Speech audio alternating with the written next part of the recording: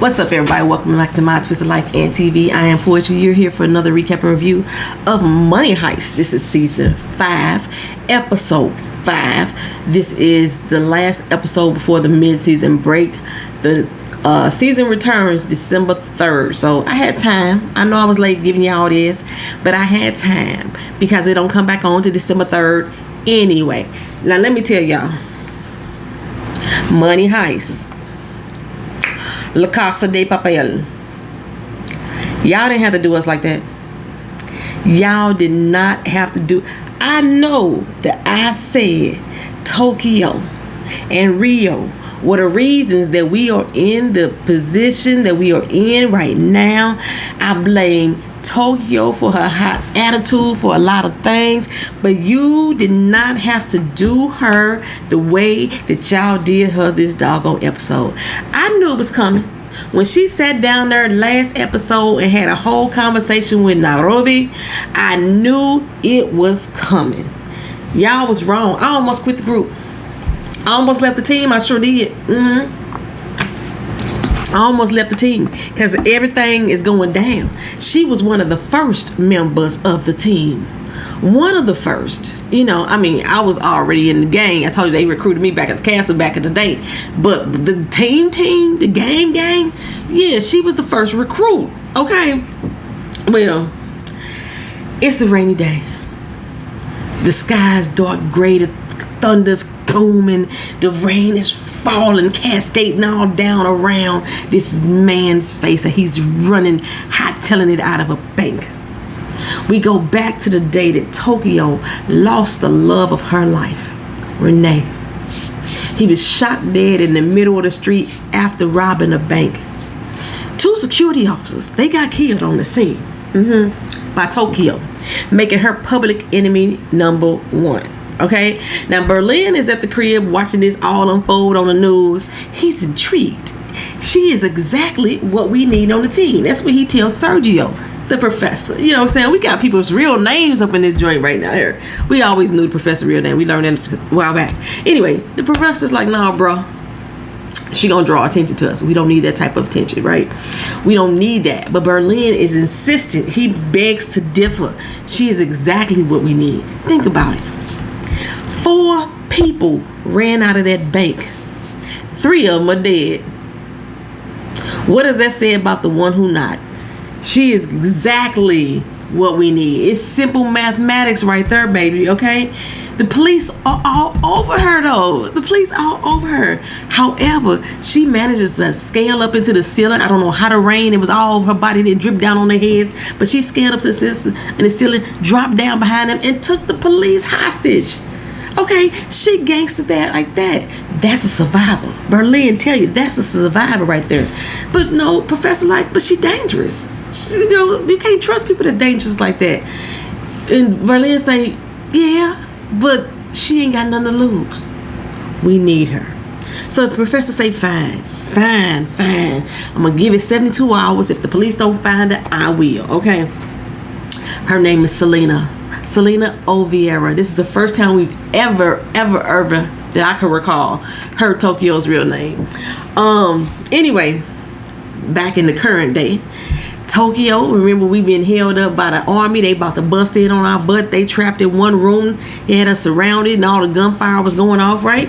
You know, Helsinki up there, no bleeding out because that 2,000-ton stone fell down on his leg and everything.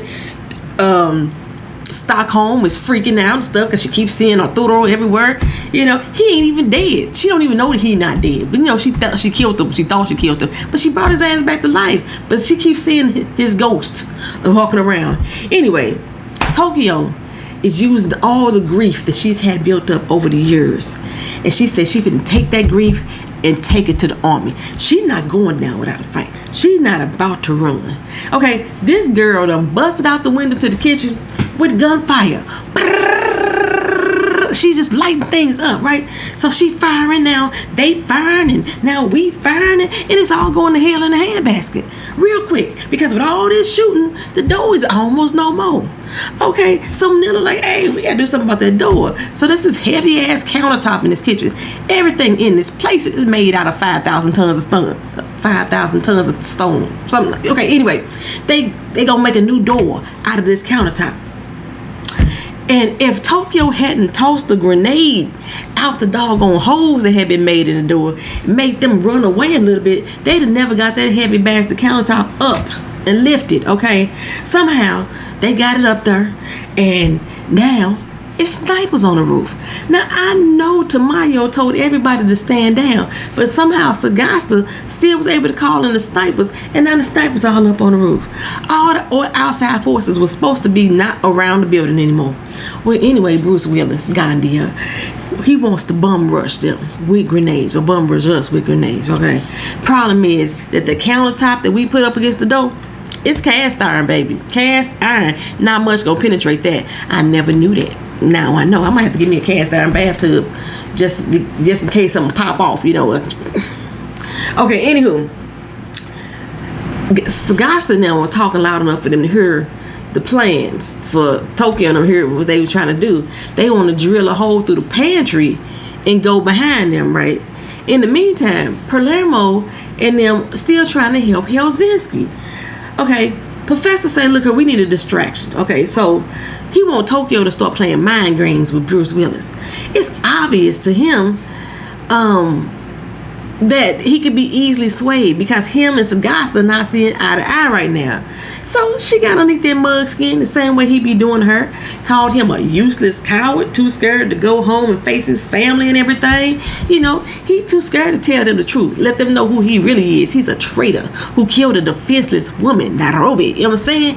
Somebody that's ain't got enough cojones. He ain't got enough balls. He ain't hanging low, I'm saying, to go home and face his wife with the truth. So, yeah, buddy. She got you good, didn't she? She got you real good. She got you scum. He's just scum. He's just scum of the earth, right? So, he clicked. Real click. He clicked on her real quick, then flipped the doggone grenade right in on us. Like, boom. Shaka boom, boom, boom. Right? Sagasta keeps telling him, no, stand down. But he ain't gonna stand down. He flipped that grenade through that doggone thing. Baby, Tokyo jumped up in the air, grabbed it with one hand like she was MJ palming the ball, baby. She's like, wow! She was falling back and perfectly executed a throw like she was the shot putter in the doggone Olympics. Threw it back through the doggone hole, and boom goes the dynamite, right? Oops, your fault, Gandia. Your fault. If only he was dead. But no, that mug never dies. He must be James Bond. Tomorrow never dies. No, oh man, I just went to go see James Bond the other day, man. Action packed. I love me some James Bond movies. I don't care who is playing James Bond. I love me some James Bond movies. Okay, anywho, Ortesh, that's the chick with the Suicide Squad. She go ham on Gandhi because her boy died. Her boy died, right? And he's like, Lo siento, my bad. I'm sorry, it was an accident, right? She was lighting his doggone face up like, bow, bow, bow, bow. I thought she was a boxer the way she was coming in on him. She was stepping him like, boom, boom, boom, boom. She was his jaw was like, she was turning his face up, turning him up. Sagasta broke her stride though, and let Gandhi get the better of her by calling her name. She's like, oh, so you want to throw me to the ground? You gonna throw me to the ground? So put her gun on him, and then Manila blasted him. Boom, boom, toe to the chest. Is he dead? No, he ain't dead, y'all, because he had a doggone vest on. I'm telling you, this man don't never die. But if it wasn't for Sagasta telling her to look after the wounded, telling Ortesh to go and look after the wounded, yeah, I think she'd have killed him. She'd have got him. But check this out, y'all. While we in the middle of a damn war, Manila is up here again confessing her unbridled love for Denver. Like, you're not really in love with Stockholm, are you? He like, now he hesitated. He did hesitate. But then he said, I'm head over heels in love with her. She was like, boy, bye. Boy, bye. Who you fooling? I know you. I know all your hopes. I know all your dreams, right? I don't think his hopes and his dreams was hooking up with his god brother, who is now his god sister. I don't think that was part of this plan. No matter how she feel about him, that wasn't Denver's plan, like ever. Well, anywho, but got her. He went down there and got the smelters. These are the people that's down there smelting the goat. Brought them upstairs. They finna make a hole through the door. Okay, Sagasta noticed them before they even make a dent, because he could see all the little orange illumination from the smelting gun on the doggone metal. Downstairs, Stockholm got Helsinki stapled up. He wants some morphine. Shoot me up with the morphine, but she hallucinating, like I said. Rio comes in and she freezes up, cause she thought that he was Arturo. Helsinki is trying to get a shot of the morphine and she having a whole goddamn panic attack. I was like, child, this girl done gone and went off. She done stole some doggone morphine for herself, took a rubber rope, wrapped it around her arm, popped them bangs like it was, injected it in her arm like it was smack. And she nodded off like a heroin addict. She was just like, I was like, is she dead? Did she OD? Lord, child. So the professor, he over on the comms, and at the same time, he's trying to dig that bullet out of his foot that Alicia shot in her. The baby start crying. Now everybody on the comms with the professor, they're like, what the hell is that? Is that a child? He's like, my bad, I forgot to tell you. Alicia gave birth to a little baby girl. She's 7 pounds and 7 ounces. They said it in kilograms, but I had to convert that stuff because I wanted to see exactly how much the baby weighed. Right, 7 pounds and 7 ounce bouncing baby girl. Right. Say that now they try to figure out, well, what you name her? Nobody thought to name this child. Oh, Alicia said, well, I should name her Herman like her daddy, but she don't look like a Herman, huh? Marcellus and Lisbon, they up here picking out names too. What would y'all name the baby? Y'all let me know what y'all named the little goo, but y'all know I love me some kids. I would have named her Catalina. I don't know why. I would just name her Catalina. But her mom said we're going to call her Victoria because this baby's about to be victorious. Now, when she said that, she has a revelation of some sort. She passed the baby over to Benjamin, and then she goes off into the bathroom, and she's sitting there and she's thinking. And I was like, is something wrong with her? Is, the placenta didn't, so the bleeding ain't stopped, the placenta ain't came out all the way. What's wrong with her, right? Girl, she trying to plan an escape. She got some tweezers. I was like, who she finna tweeze? Is she going out there to pluck an eyebrow? She gonna pluck a vein? She gonna do something. At least she finna do something with them doggone tweezers. It ain't gonna be good for us. After all we've done for you, after all we've been good to you, Marcellus done went out there and bought all the Toys R Us, Babies R Us, Children's Palace, whatever other clothing store and toy store y'all got for kids. Marcellus went there and he bought all this stuff and all this pink for little baby girl, and you finna go against us again. Alicia, come on now, right? Anyway, as we're melting our way into the room behind the Suicide Squad, they in there boring holes into the freezer to come in on the other side of our game. Tokyo peeped them, right, and blasted them right through the doggone holes. But Sagasta had snipers on the roof, and now they got Tokyo in their sights. I said I knew it, I knew it, I knew it. We were going down memory lane just a tad bit too much, y'all. See, I stopped telling y'all what happened, if y'all noticed, about what happened back in the day. So all I said, we got to see her going on with Renee. They had a whole lot of background that they was talking about with Renee in Tokyo. I just wasn't telling y'all about it. I was just going to, it was a whole lot of lovey-dovey stuff. Them planning and plotting the doggone bank robbery. Her actually convincing Renee to do the bank robbery because he didn't want to do it at first. And they actually agreeing to do it, and then he going to die from it. But I didn't want to tell y'all about it because I didn't want to jinx the fact that my girl is being got by the damn army. I mean, they shot her up, had blood coming out of her leg, blood coming out of her neck, just like a zombie bit and everything. She just gushing and she flailing like a flipped over roach, just flailing, and 5 shots in the arms and the legs. She caught a few in her vest too, right? She's on the verge of taking her last breath. Oh, child. And we done ran out of bullets on our end. We done ran out of gas on our end. We done ran out of gas for the doggone smelter machine. Now we got to go charge up some doggone work. And Professor is stressing because he hearing everything that's going on with Tokyo. Everybody's hearing it, hearing the screams and the cries. And at that moment, it looked like Alicia was about to make her move. I was like, what is you doing, right? But then again, I said, well, maybe this is not an escape. She trying to capture us again.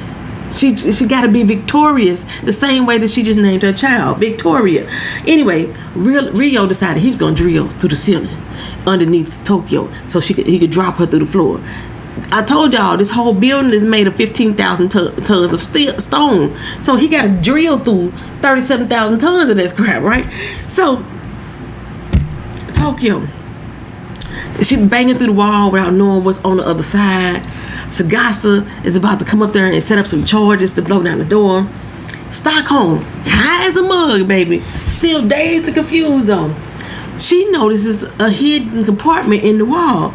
She sticks her head in and out pops a Toro's head. Boom! Again, like a little doggone pop goes the weasel, right? Girl, he is not in that bank. He is only in your head. Like I said, he ain't even dead yet. Well, she did manage to tell Denver about the compartment. It's a dumbwaiter, but the dumbwaiter portion of it is 6 floors down. How big is this Bank of Madrid? My God, right? Okay, so Tokyo, she like, I can't make that. You know, because she done got shot up in the arms and the legs, flailing like a little roach. She can't make that. She tell Manila, go ahead, go save yourself, girl, save yourself. I got faith that Rio gonna come through that floor and get me. My faith is strong. Tokyo didn't have no faith in that. She just wanted to get Manila ass out of that damn room. So they get Manila to go down. And Denver like, I ain't leaving you. But every move that he make, trying to drag her to this doggone hole, is causing her more pain. He like, I don't care. I'm not leaving you. You just gonna be in pain. I already lost my daddy in the heist. I am not losing my sister too. I was like, that is so sweet. That is so sweet. But if you don't get your ass out of there, if you don't get out of there, right? So Rio manages to open up a hole, but the hole is only big enough for his hand to go through.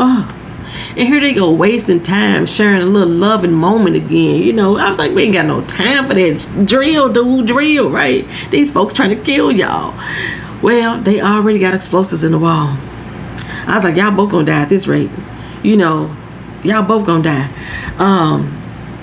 The Tokyo went to her happy place, just like Nairobi said.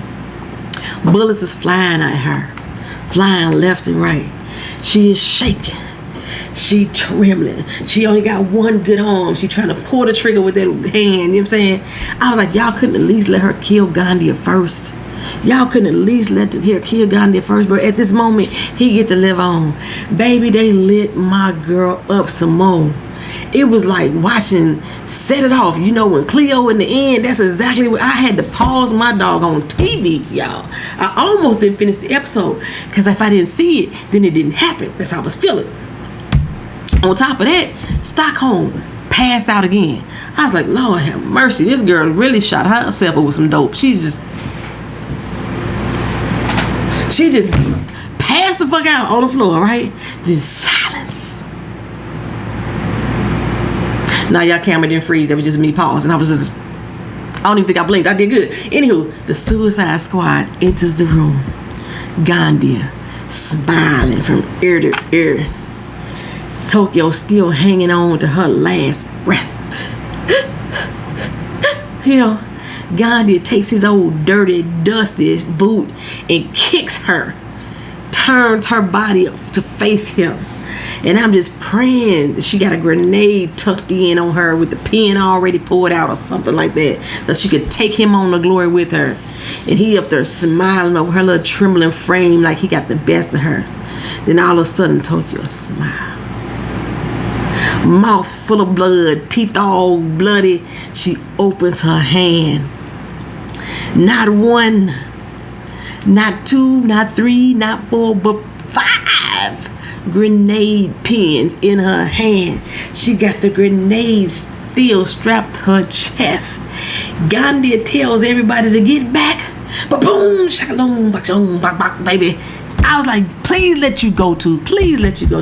But I think he got out again. Sagasta was able to get to safety. The blast radius on these grenades wasn't shit, because you should have got the whole side of that building should have been brought down. I thought, okay, everybody shook. But I think the professor was taking it the worst, and he was even taking it harder than Rio. Rio was just down on the floor, holding his chest where his heart used to be. Right now, it was all shattered in pieces on the floor beneath him. And I said, that's how y'all gonna do us. That's how we gonna go into the mid-season break with Tokyo all shot the hell up. And now if she could have survived the gunshots, which we knew she couldn't, she definitely did, because she blew herself to smithereens in hopes to take Gandia with her. And I still think he's alive. Y'all let me know what y'all think. This has been Money Heist, Season 5, Episode 5, Live Many Lives. That was what she had told Rio. She wanted him to live many lives without her. See y'all in the next video on December 3rd when he returns. Peace.